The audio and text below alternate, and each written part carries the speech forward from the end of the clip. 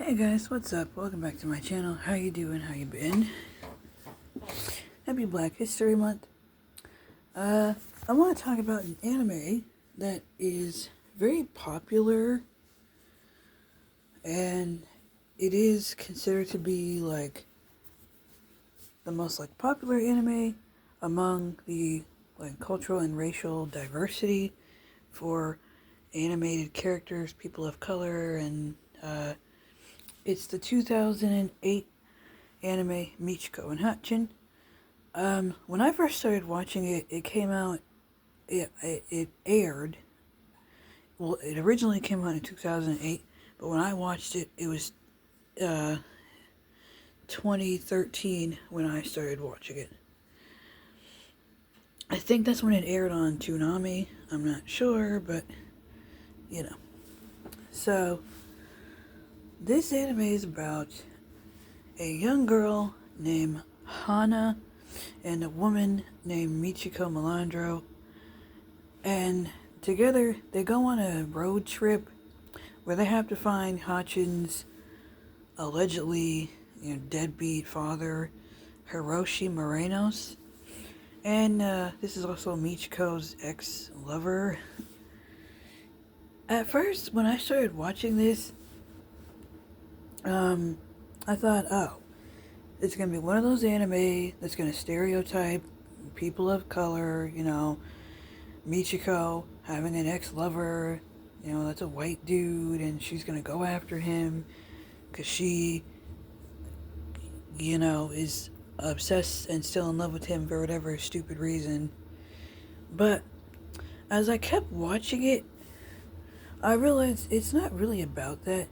It's about the journey of these two female characters, the journey of womanhood, especially for Hatchin, because Hatchin she's a 10-year-old little girl.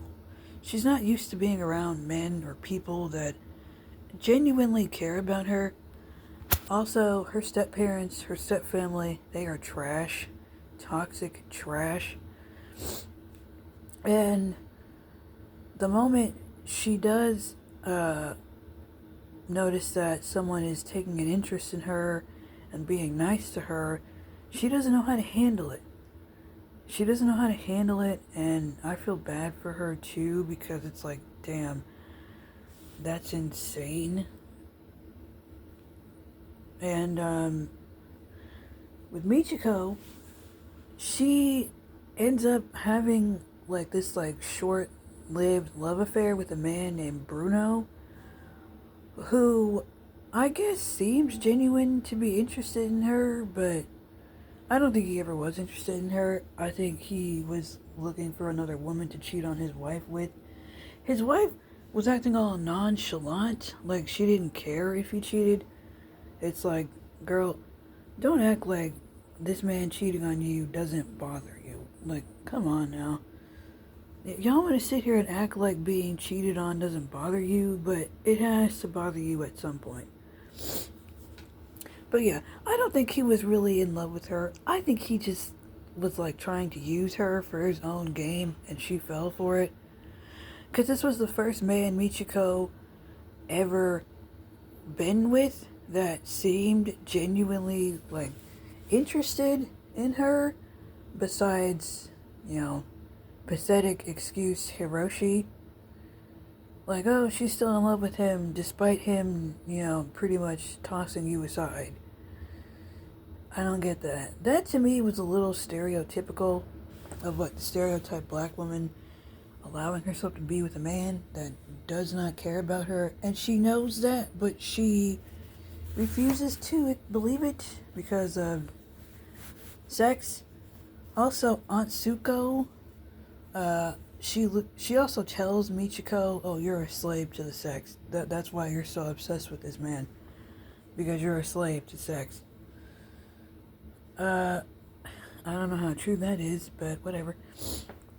This anime, it's not just about these two characters going on a road trip to find some deadbeat, trash, pathetic excuse of a man.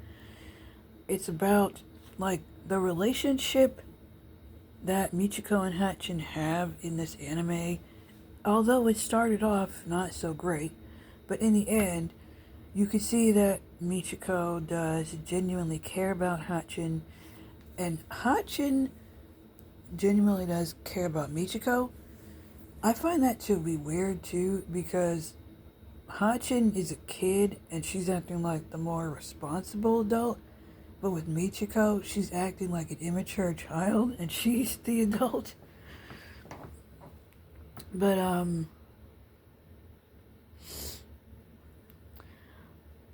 it tells a story. It tells a story. I also liked some of the side characters. I like some of them, not all of them. But some of them, too, have their own little, story. Their little background. The one thing I noticed with some of the episodes, however, I kind of felt like some of the episodes were like filler episodes. And I also felt like whenever Michiko and Hatchin try to meet up, they always end up like getting separated. And when they try to meet back up again, it doesn't work out. Either Hatchin gets kidnapped again, and Michiko has to go find her, only for the next episode to not lead to anything like that, Michiko finding Hatchin. And then in like the next episode, she's like trying to find Hatchin and, just like trying to find like where she is because she's been kidnapped again. I also noticed in this anime there are a few characters in here that are LGBTQ. Michiko's friend Yvonne, he's LGBTQ. Love that. There's also like some mixed feelings between her and Aunt Suko. Like maybe they could have been in like some sort of romantic queer relationship, romantic or queer sexual relationship. But Aunt Suko does have mixed feelings for Michiko, but it's not really explored that much in this anime. Also, I love the animation and the art style. I love the animation and the art style because for me, it's realistic in terms of how people of color, how black people are portrayed in anime. Because for the longest time, we were not seen and portrayed in anime as the best looking, negative, non-stereotypical black people.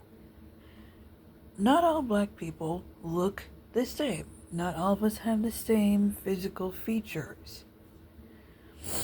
And I think sometimes Japanese animation doesn't get that, or they don't have a lot of knowledge about it. Nowadays, I think they're doing a better job with it.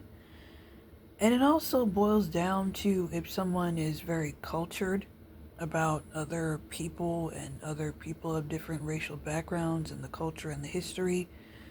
Shinichiro Watanabe is the most like notable one that I know. And Earl Kodaki, who was like the creator of like the JoJo Bizarre Adventure franchise.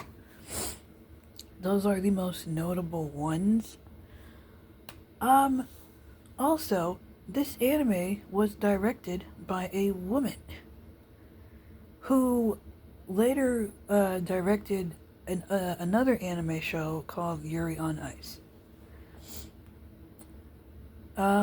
Yeah, this anime was directed by a woman, so love that. We don't see a lot of that within Japanese animation. I love the animation and the art style.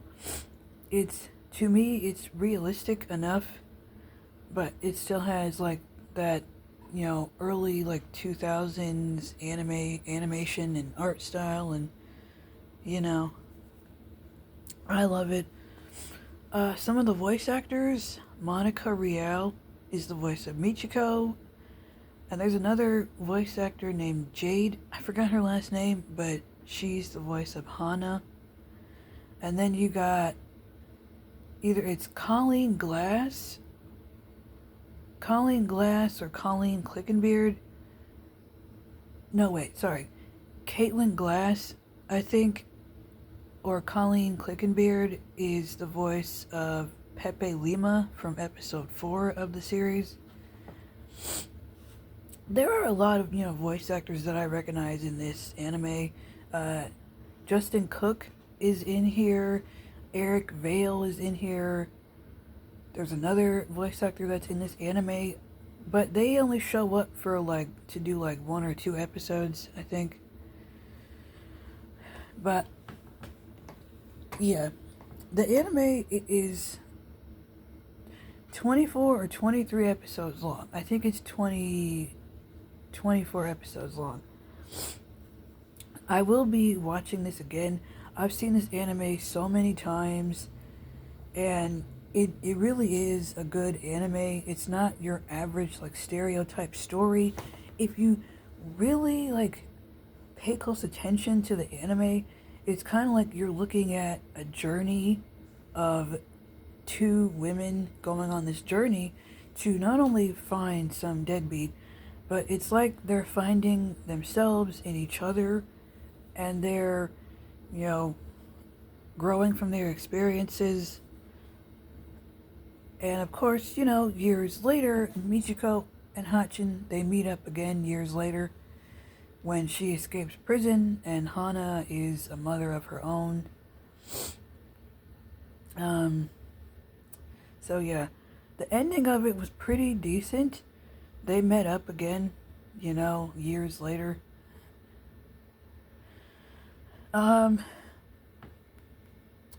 My final thoughts. It's a good anime. There are certain things that I didn't like about it that I talked about before, with some of the episodes and some of the side characters being a little stereotypical, but it really is a good anime. To me, it's like a precious hidden gem that some people know about, but they're too busy trying to, be on trend with what's the most popular anime shows or movies. And we're forgetting about these hidden gems of anime shows like Michiko and Hatchin and Carol and Tuesday. Also, Iron-Blooded Orphans. That's another anime show that I love. If you haven't seen that one, Mobile Suit Gundam, Iron-Blooded Orphans, check that out. That one is also a pretty good one. I think it's underrated.